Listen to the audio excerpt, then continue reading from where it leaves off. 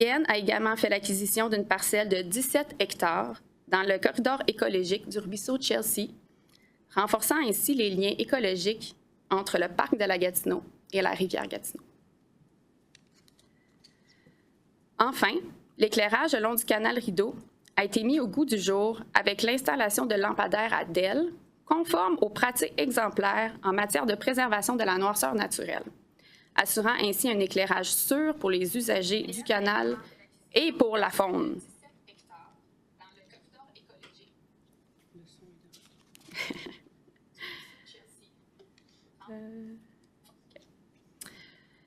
La CCN, c'est... Désolée. La CCN s'est engagée à poursuivre l'intégration du développement durable dans sa culture organisationnelle et dans toutes ses lignes d'affaires. Pour ce faire, en 2024, elle a par exemple mis à jour sa politique administrative sur le développement durable. Elle a créé une nouvelle catégorie nommée Championne de la durabilité dans le cadre de son programme de reconnaissance du personnel, et elle a ajouté le changement climatique à son profil de risque d'entreprise. La CCN met également en place des mesures pour renforcer sa capacité en matière de développement durable, et cela porte fruit. Cette capacité accrue se manifeste par des changements dans la manière de collaborer et témoigne d'un plus grand sens des responsabilités à l'égard du développement durable parmi le personnel de la CCN. Ces faits saillants ne sont qu'une partie des progrès réalisés en 2024-2025. En somme, en date du 31 mars, la CCN a fait progresser 31 des 33 indicateurs de la SDD. La cible a été atteinte pour 11 d'entre eux. Comme vous avez pu le constater dans la proposition, la cible de la mesure 12.1 concernant la réduction des déchets produits dans les bureaux de la CCN, ainsi que la cible de la mesure 12.2 concernant la réduction des déchets de la patinoire du canal Rideau, n'ont pas été atteintes en 2024-2025. Des précisions supplémentaires concernant les mesures correctives prévues par la CCN pour remédier à cette situation sont présentées dans la proposition.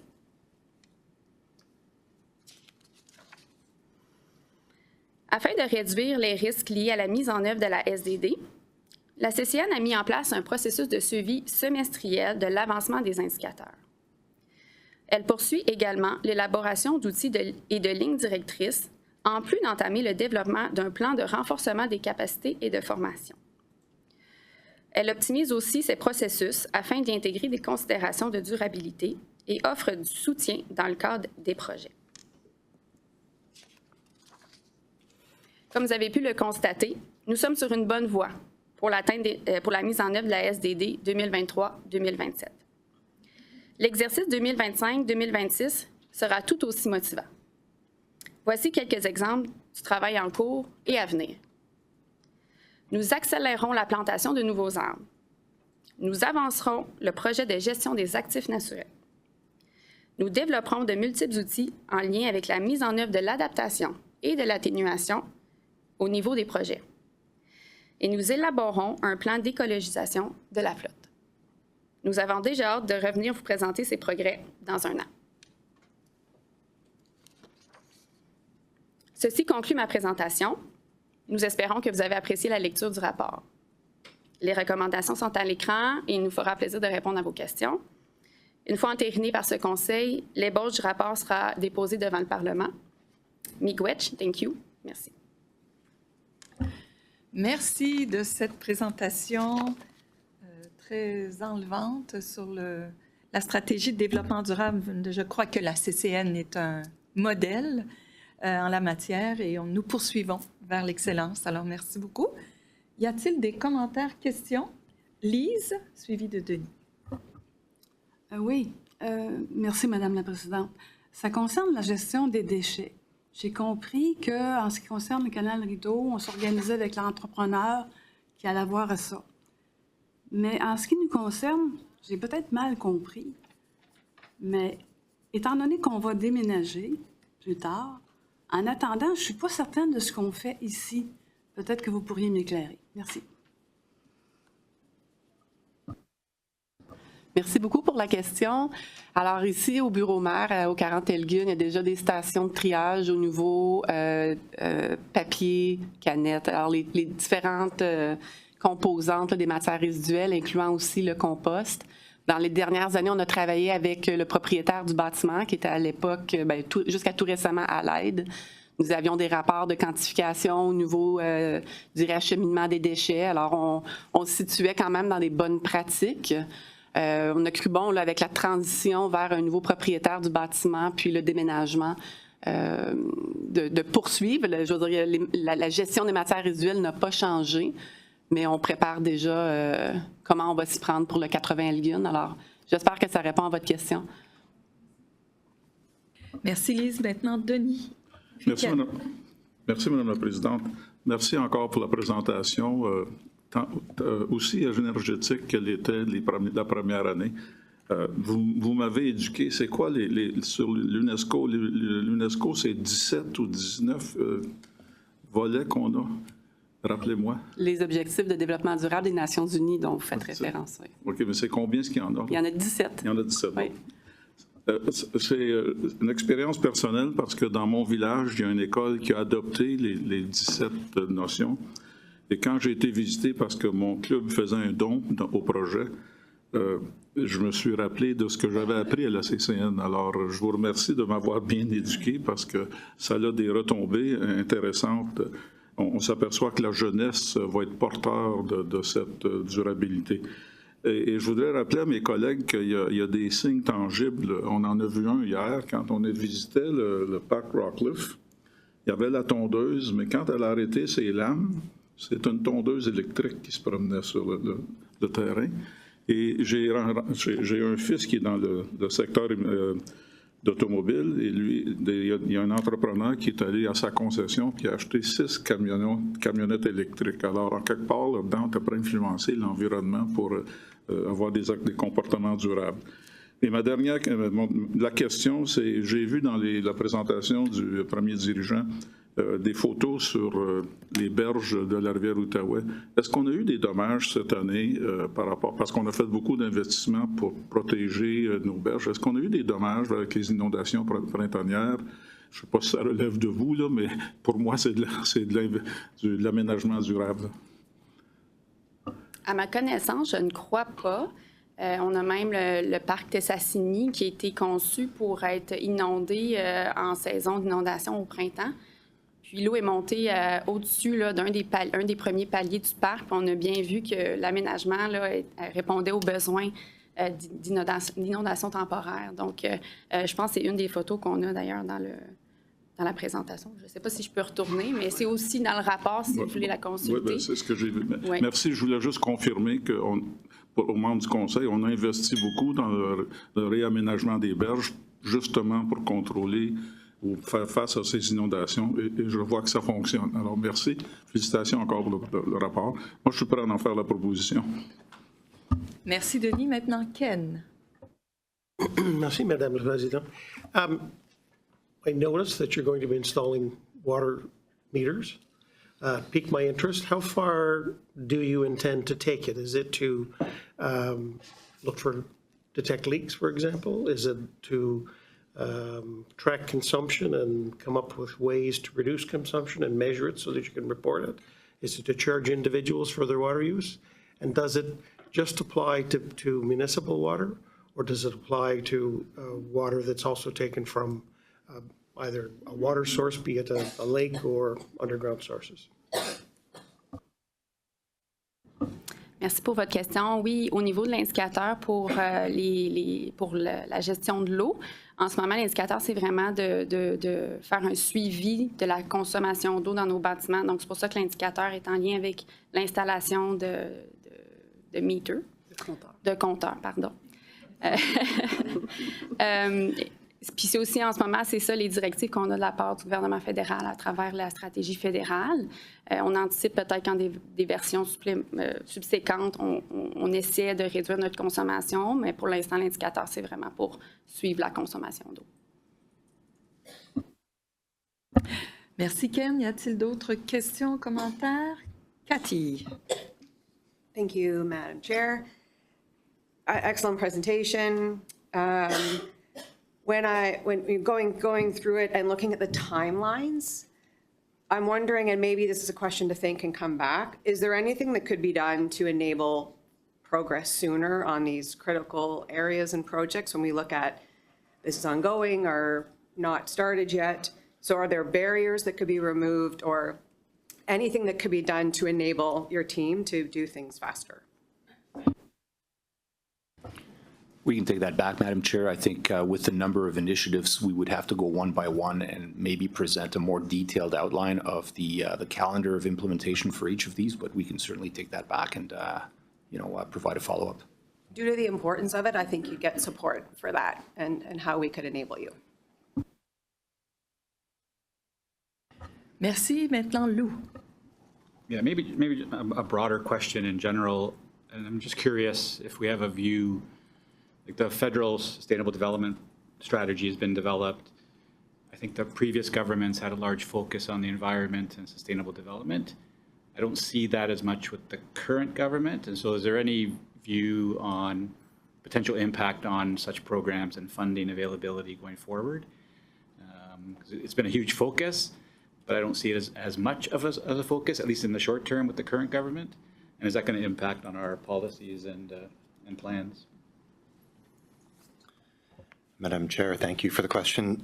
Blue, I think the answer is no. We're not seeing any sign that the broader core Government of Canada target of net zero by 2050 is going to change. So we haven't had any indication of a retreat from that goal.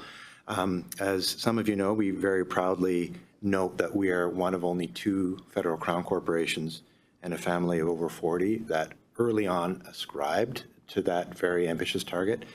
And I think it's fair to say that we here, I think you as a board and we as staff feel that that is a target we should aim for, and there's no reason why we can't continue to implement our initiatives in order to get there.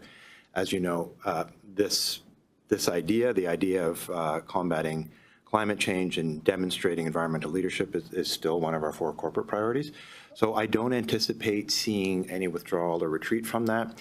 On the question of funding, it is true that we are the beneficiaries of certain targeted funding programs. For example, there is an arrangement through Natural Resources Canada for a trees program where we get funding when we plant trees, and we certainly benefit from that.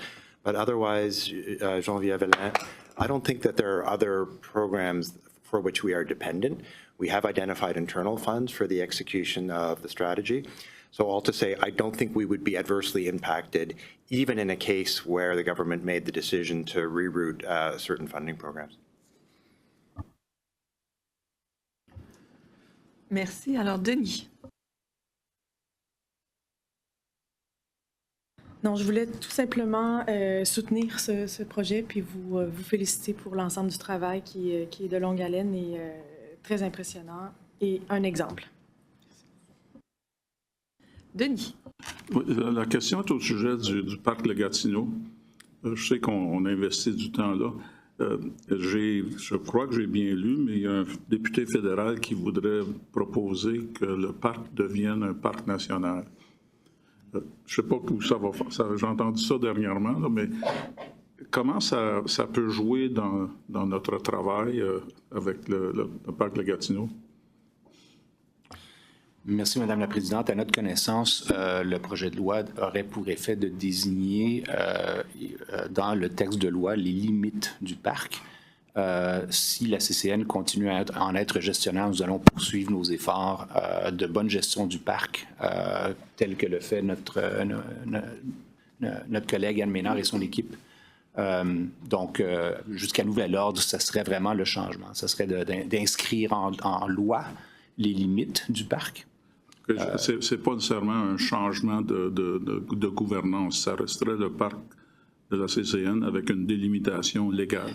À notre connaissance, c'est ça. C'est ça. Merci de la précision.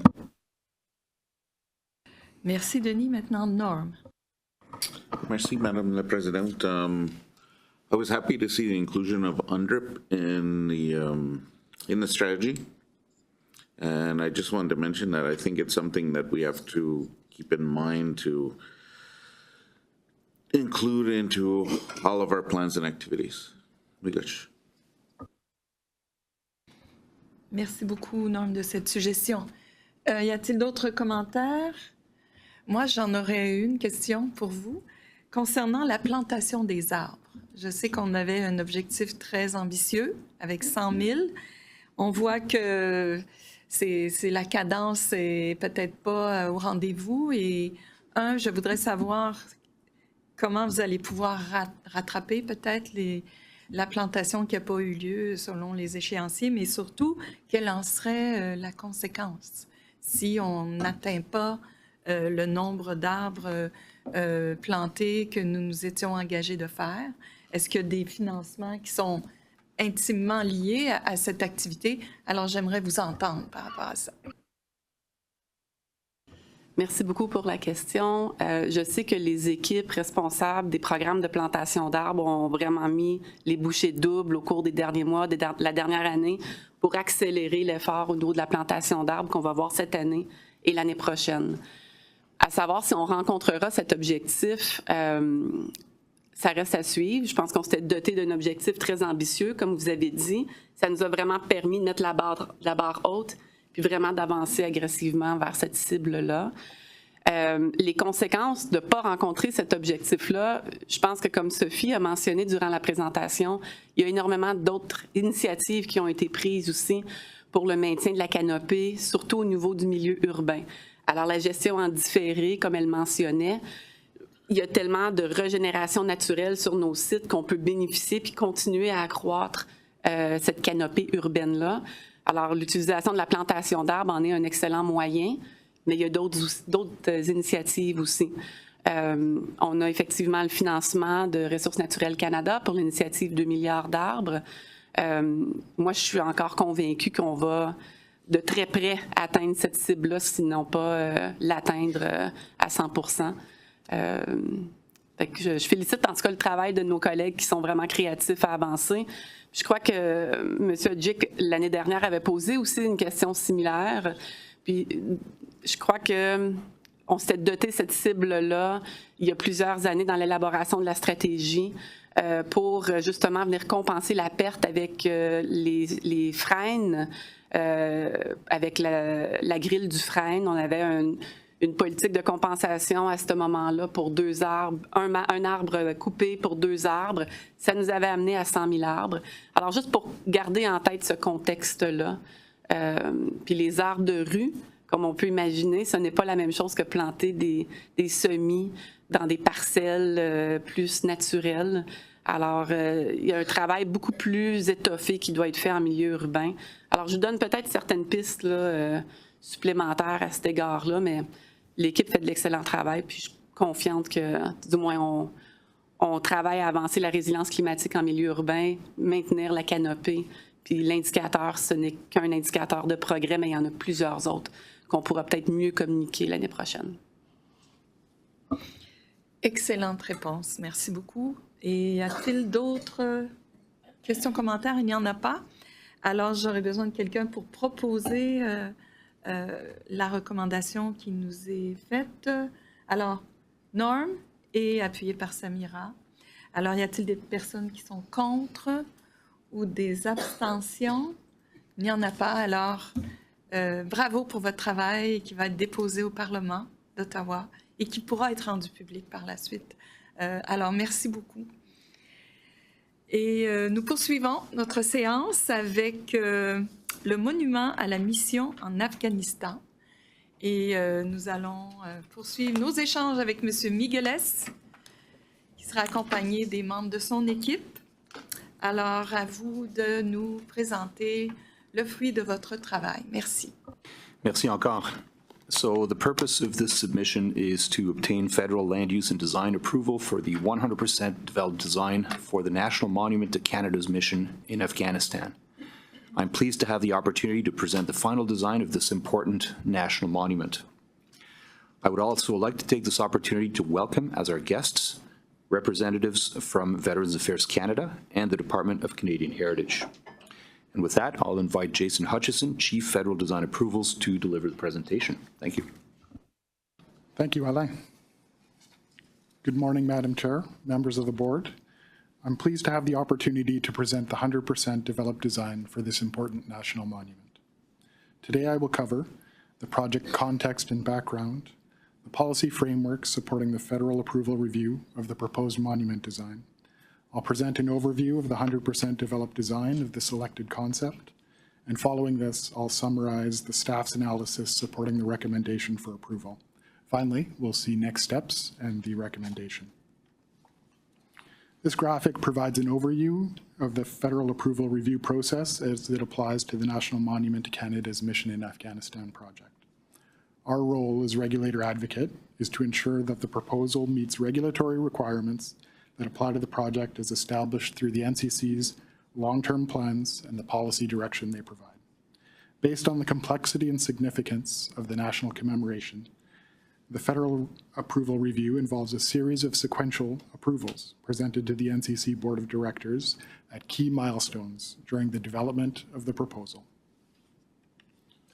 Today's presentation represents the final approval of the proposal, permitting it to move into construction. It was preceded by approvals for the monument site and the site-specific design guidelines. I'd like to begin with a brief overview of the project's context and background. The site of the proposed monument is located within the capital's core area, across Booth Street from the Canadian War Museum and near the southern end of the Chaudière Crossing in Ottawa. The core area boundary is shown as a yellow line. Zooming in, you can see that it is located on a greenfield site and is approximately 750 square meters in area. It is outlined in the red dashed lines in the images above. The monument site fronts Booth Street and faces the Canadian War Museum. It is also north of the National Holocaust Monument and south of a retention pond and the Bronson Channel of the Ottawa River. The monument will have direct access off of Booth Street and from the NCC's multi-use pathway located above the retention pond. This project is a partnership between three parties. Veterans Affairs Canada is the sponsor of the monument and provides all funding. Canadian Heritage is responsible for the design competition and overall management of the project. And the NCC is the approval authority, provides project management services during design and construction phases, and as landowner will ultimately assume the custodian role of the monument.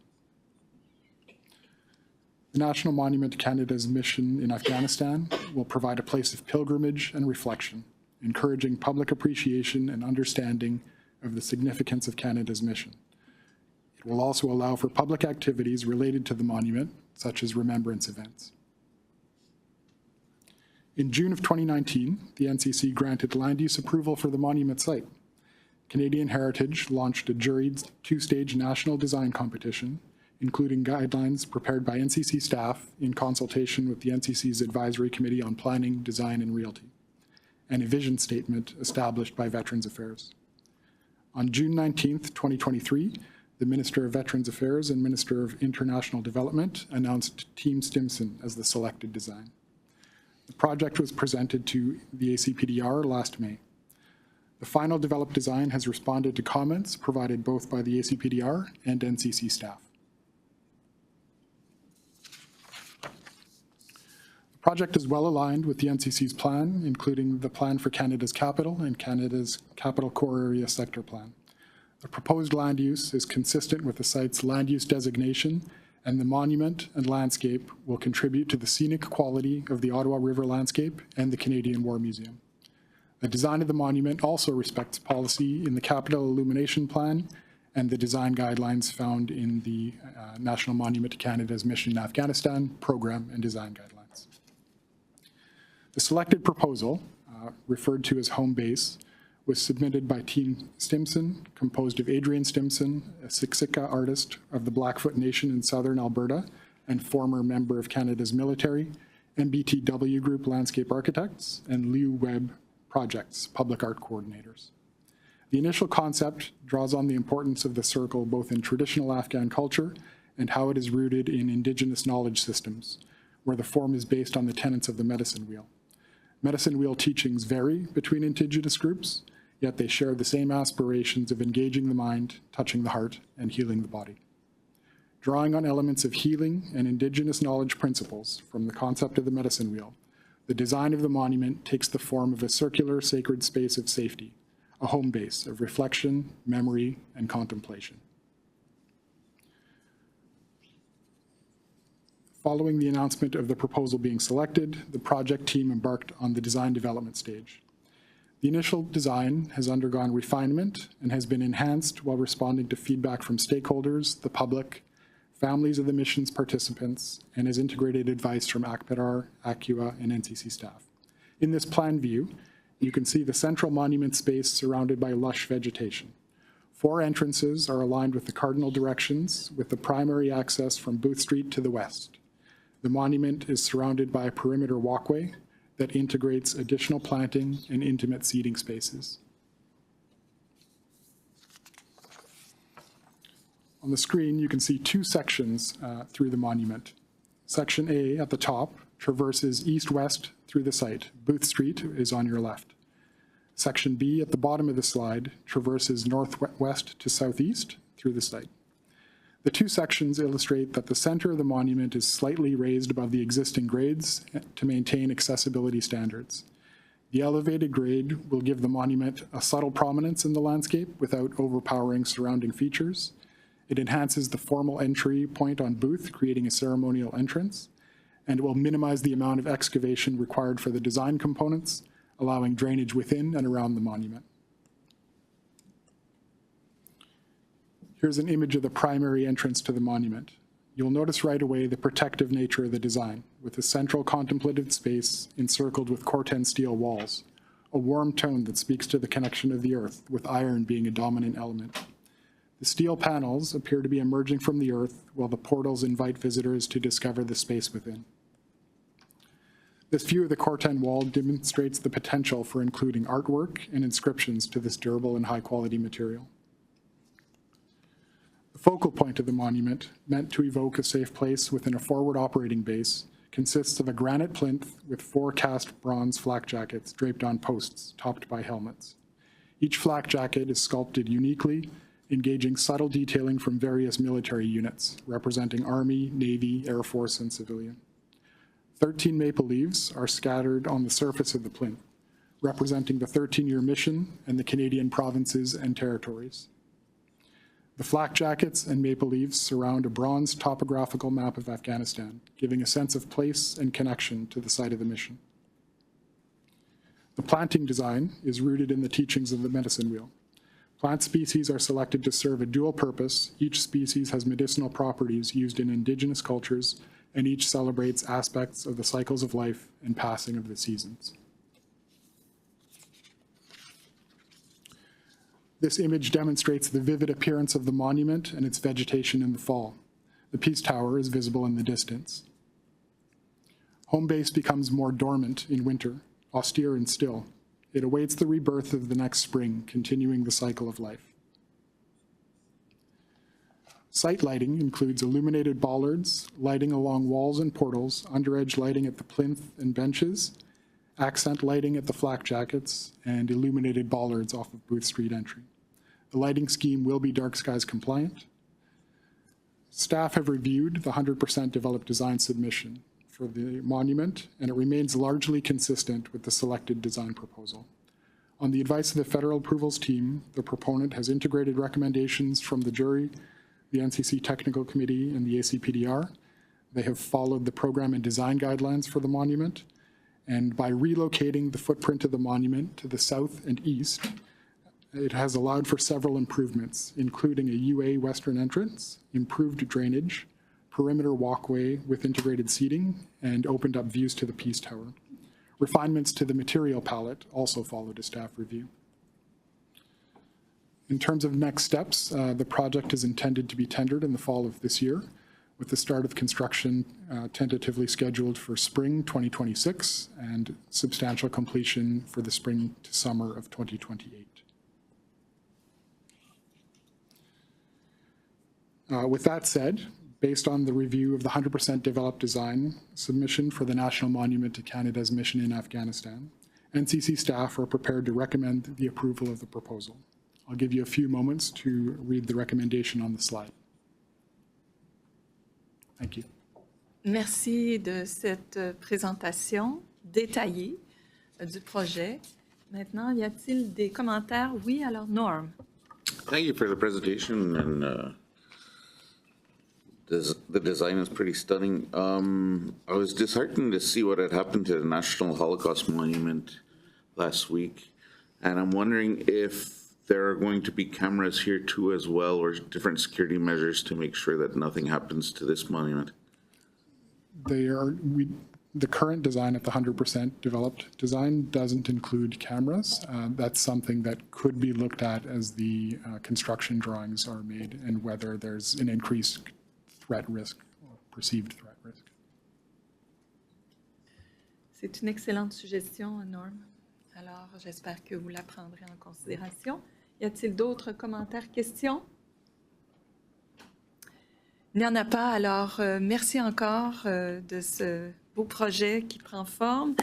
Mais d'abord, nous devons adopter cette recommandation. Alors, y a-t-il des personnes contre? Y a-t-il des abstentions? Une abstention. Alors, le projet est adopté, la recommandation est adoptée. Alors, le travail commence. Merci beaucoup et félicitations encore. Nous en sommes maintenant au dernier point à notre ordre du jour d'aujourd'hui. Et toujours avec M. Migueles, nous allons discuter de la conception schématique du bloc 2. Merci. Merci encore. So the purpose of the submission is to obtain federal design approval for the 50% schematic design concept of the Block 2 redevelopment project. I'm pleased to present this design for this very important site in Canada's parliamentary precinct. And I would also like to take this opportunity to welcome as our guests representatives from Public Services and Procurement Canada. I'll now invite Gandhi Habash, Senior Architect in our Federal Design Approvals Division, to continue the presentation. Thank you. Good afternoon, Madam Chair, members of the board.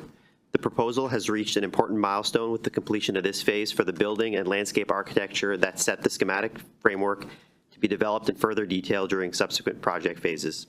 This presentation follows the previous board presentation that sought and obtained approval of NCC capital interests for the redevelopment of Block 2 and provides an overview of the proposed design and regulatory review undertaken to ensure the proposal's compliance with NCC capital interests and policy direction within our long-range plans.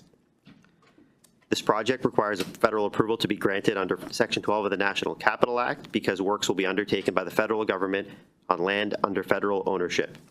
I'm an architect on the federal approvals team and have been tasked with coordinating the NCC's regulatory review of the proposed design. As part of this presentation, I'll cover the policy framework supporting the federal approval review of the proposed design and the material provided by the project team that informed our review. Following the policy overview, I'll present the proposed design concept and provide a summary of NCC staff analysis that supports the recommendation for approval. And in conclusion, I'll review next steps for the project and share our recommendation for approval of the 50% schematic design concept. This graphic provides an overview of the federal approval review process as it applies to this project. Our role as regulator advocate is to ensure that the proposal meets regulatory requirements as established through the NCC's long-term plans and the policy direction they provide. Based on the significance and complexity of this project, the federal approval review involves a series of sequential approvals presented to the NCC Board of Directors at key milestones during the design development process. The first submission for federal design approval applies to the project's 50% schematic design concept phase. The next presentation will apply to the 100% developed design submission. Based on the current project schedule, presentation of the 100% developed design for approval will be made in 2026 to allow construction to proceed. Following its approval in 2020, NCC staff have been using the capital interest document as the primary reference for our regulatory review of the proposed design. The proposal must meet requirements set out in the document to be recommended for approval. Additionally, the NCC has updated content within the core area plan and Confederation Boulevard guidelines in consultation with PSPC to align with the 2025 LTVP update. The NCC regulatory framework that guides our federal review process under the National Capital Act takes into consideration the latest core area plan and Confederation Boulevard guidelines into our assessment of the proposal. So outlined in white is the project site, consisting of 11 buildings and 2 vacant lots located on the block bounded by Wellington, O'Connor, Sparks, and Metcalfe Streets in the parliamentary precinct. It occupies nearly the full frontage facing center block. The buildings subject to this application are in varying conditions of upkeep and require adaptation from their current state to serve in their new function as parliamentary office space. As federal custodian of these assets, PSPC is taking necessary steps to improve their condition through the development of a comprehensive design for their reuse. The design seeks to renew, reuse, and rehabilitate 7 structures and infill 2 vacant lots subject to this proposal. So all buildings noted on the axonometric drawing except E, F, K, and H, in order to provide long-term parliamentary accommodations and short-term swing space in the precinct. The scheme will create 2 new complexes, Block 2 East and Block 2 West, and preserve its mixed-use character. 5 of the 7 structures have a historic designation and are being appropriately redesigned to integrate into the composition of the scheme. The project will also create a public outdoor space facing Parliament Hill. Project documentation submitted by the proponent team to support the NCC's review during the 50% schematic design phase included a design report, full set of architectural drawings, and supplemental illustrations and visualizations. Based on a review, we've determined that the proposal is aligned with requirements for the design of Block 2 described in the capital interest document. In particular, the scheme strengthens the physical relationship between the downtown area, parliamentary and judicial precincts, and Confederation Boulevard. It contributes to the core area and downtown identity as a desirable destination with a diversified mix of uses and sense of place, and enables a careful mix of parliamentary accommodation with ancillary public uses as well as visitor and cultural facilities over the long term. These axonometric illustrations describe the addition strategy for the project. I'd like to bring your attention. Did I skip one? I'd like to bring your attention to 2 new infill buildings highlighted in red, and existing buildings to be adapted, colored in various tones that represent the respective strategy for each structure. Additions to each structure consist of building and facade retentions and vertical extensions. 1 building will be demolished and replaced within its existing footprint. Our review ensured that proposed modifications to individual buildings are appropriate for each structure and contribute to the creation of a design that is harmonious as a composition. The rendered elevations show how additions and modifications to each structure fit within the composition of the scheme through the articulation of their physical, mass, and material expression. Our review explored how the proposal fits within the existing historic fabric and broader context of nearby remarkable structures within the parliamentary precinct. First, all the designated historic building exteriors are maintained in the proposed design. Next, vertical additions to each historic building are proportionate in mass with those of the existing structures and recall finely detailed elements of the various building exteriors in the expression of the new facades. The new east and west buildings are distinct from one another and compatible with their respective neighboring buildings, and the proportion of their exterior features, combined with the use of noble materials, is harmonious with the stature of Wellington Street. And finally, foreground views toward the Peace Tower from along Metcalfe Street are maintained through the use of setbacks and shorter stature of new buildings and vertical additions to historic structures along the roadway facing Parliament Hill. So these elevations illustrate the schematic design of the two new infill buildings in greater detail. Both are clad with brick and stone masonry with copper accents at the entry canopies. Large glazed openings at grade help animate the pedestrian realm and brighten interior spaces. The proponent team has incorporated ACPDR feedback into the design of the proposal, and as a result, the building architecture is better proportioned, incorporates a broader and more appropriate mix of exterior materials, and contributes positively to the animation of adjacent public space at grade. These elevations illustrate 2 schematic design options for the vertical addition to Canada's Four Corners building. Both incorporate zinc cladding at the upper and roof levels. However, the second includes brick and stone masonry cladding at the 4th story. While this approval doesn't involve the final selection of a design, it acknowledges that it continues to evolve at this stage of development. Our review involved 2 design update meetings and 1 ACPDR presentation to help guide the development of a solution that was satisfactory to all stakeholders.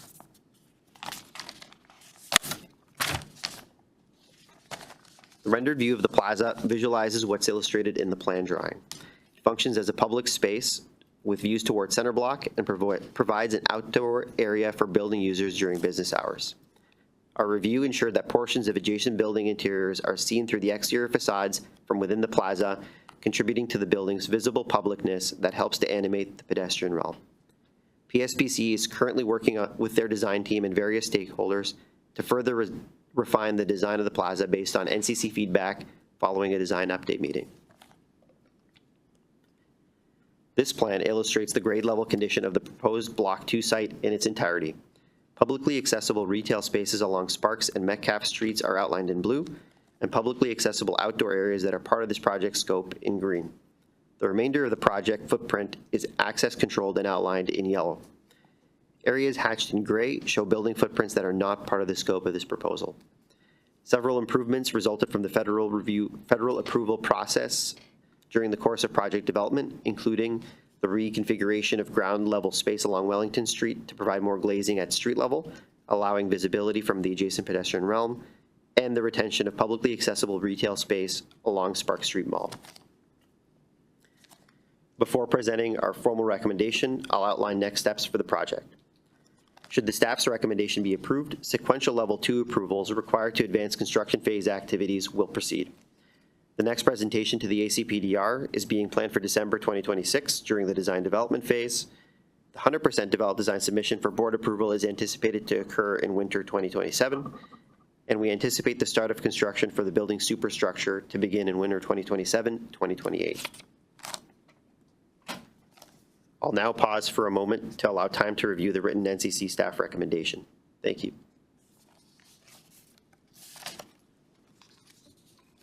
Merci beaucoup de cette présentation. C'est un grand projet qui est au cœur de la capitale. Alors, c'est un très important projet. Y a-t-il des interventions? Denis. Merci pour la présentation. Quand je regarde le schéma, le fameux coin avec le kiosque d'information touristique, il s'en va où? Parce qu'on a changé l'espace ouvert. On repousse l'espace ouvert, on va meubler le coin, si je comprends bien. Madame la Présidente, il n'y a pas de destination en ce moment, c'est fermé. Okay. Évidemment, le chantier a commencé, donc tous les édifices sont en train d'être vidés. Je remarquerais qu'il y a un kiosque d'information touristique qui est ouvert au rez-de-chaussée de notre édifice ici au 40 Elgin, okay, piloté par Tourisme Ottawa. Donc, c'est tout simplement un déplacement du service. Puis notre bistrot qui était là, il est encore là cette année? Non, c'est fini. C'est fini. Une supplémentaire, Madame la Présidente. Dans les deux cas d'approbation, une fois que tout est approuvé, on a approuvé le monument commémoratif pour l'Afghanistan et ça, est-ce que, une fois que c'est tout approuvé, est-ce qu'on a un recours s'il y a des changements ou si, après qu'on approuve quelque chose, quand on a fait le monument à 100%. Si dans la réalisation du projet, il y a des changements, est-ce qu'on a un regard, un droit de regard, et est-ce qu'on a une certaine autorité pour dire, bien, vous ne pouvez pas faire ça? Merci, Madame la Présidente. Oui, Denis, c'est assez correct. À fur et à mesure que le projet avance, on émet des lettres d'approbation avec des conditions. Les conditions, la première condition la plus importante, c'est qu'on approuve ce qu'on a reçu. S'il n'y a jamais des changements, il faut retourner à la CCN pour voir si ça s'agit d'un petit ajustement de construction ou si ça mérite un retour au conseil d'administration.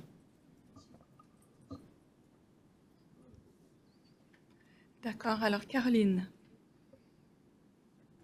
Question très architecturale. Qu'est-ce qui a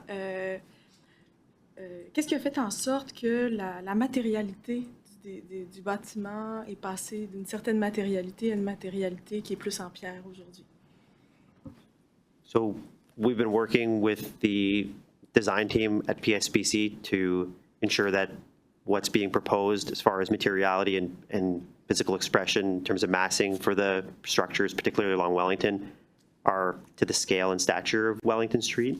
And the reason why it's changed, I think that was basically your question, is as we continue to see design iterations, we've come to the conclusion that, you know, a more noble material like stone is more physically appropriate for use across various buildings on the site. Je ne sais pas si vous me permettez, il y a eu aussi une demande à l'interne des chambres des communs puis du Sénat qui était intéressé à changer un peu les matricules proposés dans la soumission originale. D'accord. Y a-t-il d'autres questions ou commentaires? Oui, Cathy, puis Ken. Thank you, Madam Chair. Pardon me if I've missed it, but does any of this result in increased housing? None, okay. Thanks. So I didn't miss it. Merci. Ken? Merci, Madame la Présidente. Just out of curiosity, for years, there was always some discussion about, I think they called it the grand view, something like the view up towards the Arc de Triomphe, where you'd look up Metcalfe and you would see the center block. Is that still on the table, and does this conform with that? Absolutely not, and it would not conform with such a view. I think those discussions from the late 1990s had led to extensive discussions on urban design that landed on the conclusions that really reflect the legacy of planning of the composition of Parliament Hill, which is a Gothic revival ensemble that is better viewed from an angle. And that is why, at the time of the widening of Elgin Street and the creation of the National War Memorial in the 1930s, that oblique diagonal view was the one that was privileged, as opposed to the frontal, symmetrical, and centered view, which had been floated but did not carry forward. Okay, thanks for that. Merci. Alors, y a-t-il d'autres questions? Et je crois que nous sommes prêts. Oui? Eleanor? Non, c'est ça. Caroline? Oui, si je peux ajouter. Oui, allez-y. En fait, je dois avouer que je suis un peu inquiète de la matérialité parce que c'est un concours. Donc, à partir du moment où on fait un concours d'idées, évidemment, il y a une réflexion qui est faite par les architectes, par les équipes qui sont là, et j'ai peine à croire que les itérations font en sorte que ça change à ce point-là. Donc, je tiens à le commenter parce que les architectes travaillent fort, et les architectes, les ingénieurs, les designers et tout. Donc, c'est vraiment des processus qui sont longs, qui sont importants. Et si on prend la peine de faire un concours, donc évidemment, on veut aller vers une option que l'on juge la meilleure à travers la panoplie de projets qui ont été proposés.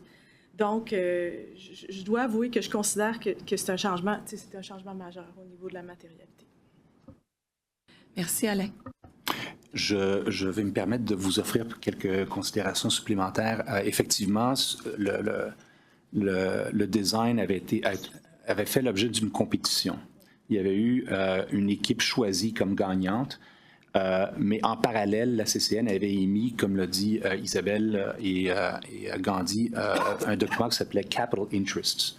Et suite à la sélection de l'équipe gagnante, le processus anticipait depuis toujours qu'on puisse continuer les discussions avec l'équipe gagnante afin d'ajouter le filtre des intérêts de la capitale. Entre autres, le niveau du rez-de-chaussée de l'édifice au coin de Metcalfe et Wellington offrait dans la compétition, dans la version d'origine, un mur aveugle sans aucune porte et aucune fenêtre. Et pour nous, c'était inacceptable.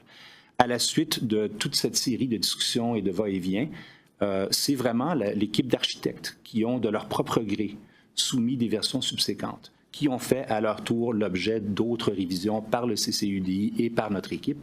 Alors, on en est à cette espèce d'échange pour raffiner vraiment, et comme l'expliquait Isabelle aussi, sur ces entrefaites, le client, qui est SPAC, continue à nous alimenter leurs besoins de programmation.